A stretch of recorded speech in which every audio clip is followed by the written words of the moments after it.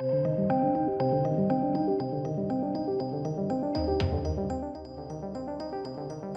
ladies and gents. We've got a very interesting video today, but first, Jasper cameo.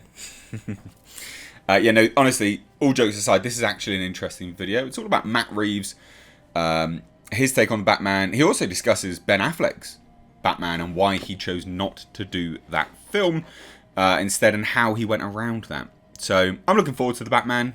I know some of you guys are too. So let's take a look, shall we, ladies and gents, right?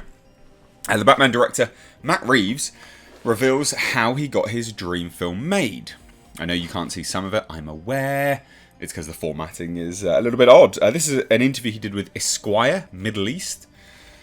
So, like I say, actually, like pretty in-depth stuff he revealed. And I'm quite surprised he was able to. Normally there's pretty stringent NDAs for these things. But nonetheless, Matt Reeves has been dodging calls from Warner Brothers for weeks.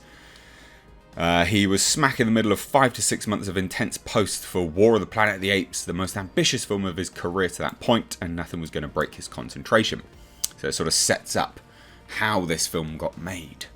He was huddled with a team of animators at Weta Digital, zoomed in 400% the face of the ape Caesar, his lead, agonising over how to capture the nuance of the emotion the scene required. When he got the upteeth call from his agent, he hesitated, then he answered. So that meeting Warner Brothers wants to have, it's not a general meeting, his agent opened up with. It's about Batman. Dun dun dun. Reeves excused himself from the animation desk. Batman. So, here we go, right? 3 months after Adam West's campy Batman series debuted on television, and by 5 years old he was watching the reruns, basically saying he is a huge Bat fan, right? The costume, the Batmobile, it was all very captivating. I didn't see anything funny about it. I thought, wow, Batman is really cool, in reference to Adam West's original Batman. There's also some great images that we have already seen before throughout this article. Like, again, this one's a great shot, really good image. This one's a great shot as well. So when he got into comic book in his teens, he started to notice there was something more going on, a character with complexity that none of the others from the costume set could approach. I've always felt that the Batman story was a very special story. He's not really a superhero, he's someone who's driven by the pain of his past. He's trying to find some way to make sense of his life. It's a very psychological story.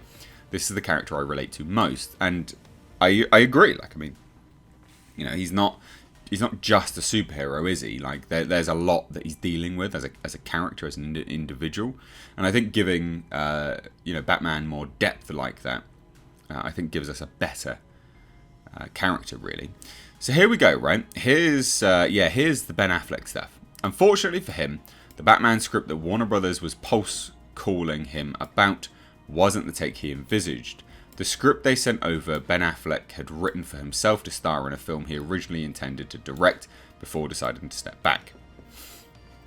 So this is what they were calling him about, Ben Affleck's script. And these are pretty key reveals. I read a script that they had that was a totally valid take on the movie. So it's important to note that, right? It was a totally valid take on the movie. Right? Totally valid. It was very action driven. It was very deeply connected to the DCEU, and with other major characters from other movies and other comics popping up.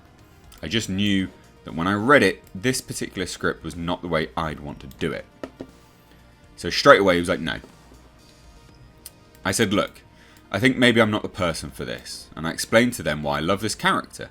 So he almost, in his explanation for not wanting to do this script, he pitched them another movie. So he says, explain to them why I love this character. I told them that there have been so many great movies, but if I were to do this, I'd have to make it personal, so that I understood what I was going to do with it, so that I know where to put the camera, so that I know what to tell the actors, so that I know what the story should be. This take, I told them, pointing at the script, is a totally valid and exciting take. It's almost James Bondian, but it wasn't something that I quite related to. So what I'd love to do, if you're interested, is I'd like to get involved and find a way to take the story and make it very, very personal and get to the place I want him to be, to make it a Batman story and give him the arc and have the story rock him to his core. So this is interesting, kind of revealing. The story is going to rock Batman to his core. And I'm assuming this is all the revelations of his family, which again, you know, people were thinking Court of Owls. It wasn't going to be another origin story, not with Ben already in the character, but that's what I wanted to do. So before they get too excited, he dropped the kicker, intended to scare them away for good. I said, but here's the other thing. This is why I think you're not going to want me to direct this movie. I can't even tell you what that story is for months, because I have to finish this Apes movie. And to my utter shock and surprise, this is Warner Brothers for you. They said, and FYI, right, this sometimes works in people's favours, but also is sometimes like hugely a sign of dropping the ball and mismanagement. Because Warner Brothers turned around and said, you know what, we would really like to do this, and we're going to wait. So he was like, I don't know what the story is, and you're going to have to wait months for me to figure it out anyway. And they were like, yeah, sure, sold. I mean, obviously, it's the potential chance of it working out is beneficial, but up to what? That's a dumb move from Warner Brothers. You know, that is a dumb move. So, beginning of 2017, he put the finishing touches on Apes. A transition started happening. Ben started reevaluating what he wanted to do. Reeves says, that's putting it lightly. Ben was fighting through perhaps the hardest year of his life, and Batman became the least of his concerns. We had no idea what was going on. Dylan Clark, Reeves' longtime producing partner, tells us, Ben is a friend of mine and I love Ben, but I didn't know exactly about those things were happening in his personal life. We didn't find out so much later. Affleck stepped away entirely, leaving Reeves and Clark with a blank slate. Now their version of the Batman could be anything, so riddle me this. Reeves, what's it going to be? What is the idea that you're holding so close to your chest? I hadn't worked out the story. This North Star of a guiding principle, then the fact that there was this moment of transition. Out of that came an opportunity to say, okay, what if we didn't do another origin tale? What if we instead went to the imperfect Batman of his early days? And that's basically what spawned Year 2. And this is the origin of this Batman, basically. A lot of the Batman stories you've seen on film, you see an origin tale, you see his parents killed, then you see him perfecting himself into becoming Batman. I wanted to tell a story where Batman himself isn't perfect, where Batman himself has the arc, as I said before, because a lot of times you see stories where he's become Batman, then the Rogues Gallery villains come in, and it's then their story, and you watch him go to toe with them. That makes perfect sense. I agree with that. I wanted the main character in the story to be a Batman who was a year in and still trying to figure out how to do this, how to be effective, and he's not necessarily succeeding. He's broken and driven. He'd like to think that he's doing the right thing, and there's another part of him that's struggling right up against the limit. I think his biggest weakness is not realizing the extent to which the person that he's fighting is himself. Very interesting psychological take, I think. I really like the sound of that. I really, really like the sound of that. And then, you know, he speaks about why he hired Robert Pattinson and such like that. But then he says this, right? So I just knew that there was something radically different from anything we'd seen in Batman movies before. Right from the beginning, this is Pattinson, sorry. Right from the beginning, there's a desperation to him. He's really working out all this rage. All the fights seem personal. So we've covered this before. He wants to inflict his kind of justice, that he's just compelled to do it. And there is no other option. So this is part of another interview, actually, which we've seen. This does seem to be chopped up from several interviews, actually. Very interesting.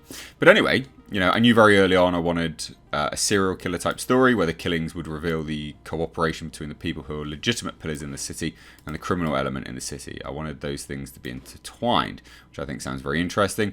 Batman is investigating these crimes, all of which point to the history of the city, and that history eventually comes back to his own family history. It starts to shake his very core and cause him to have an awakening and to change. Ooh, I actually really like the sound of that. I really like the sound of that. And then there's, you know, he talks about the Zodiac Killer and how that influenced the Riddler and such, how Paul Dano was cast. But there's not an awful lot else in here, which I think, you know, comes to the main point of the video, really how it got made. Ben Affleck's script, James Bondian, and why it was scrapped and things like that. It's interesting. What do you guys think? Let me know down below. Are you excited for this film? Does it get you more amped? Let me know. Follow me over on Twitter and Instagram. Links in the description box, and my second channel, link in the description box. Thanks so much. Take care.